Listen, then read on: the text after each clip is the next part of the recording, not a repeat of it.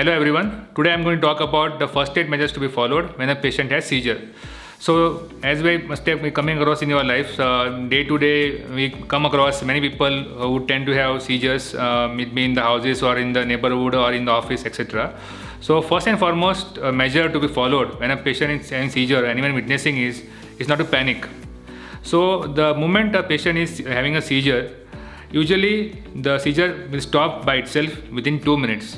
So during this 2 minutes time, the patient can have various manifestations which include violent jerking of the body, or some people may have abnormal behavior, etc. So it is important that the patient's safety is the priority. So whoever is nearby of the patient, he should ensure that the patient is not harmed.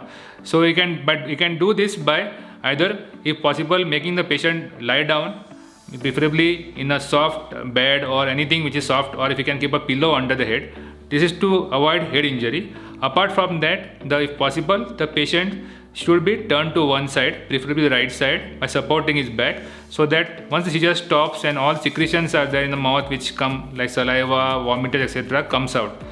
Along with that, usually when the jerking happens, it stops within 2 minutes. So it is important that they try to time the seizure, because if seizures keep on occurring beyond 2 minutes or up to 5 minutes, they should call an ambulance at the earliest.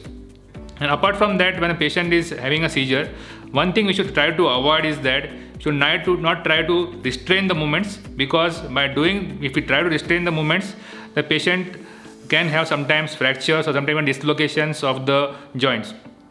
Apart from that, one more important thing is to avoid is that whenever the patient is jerking or active seizure, we should not try to put forcefully anything inside the mouth.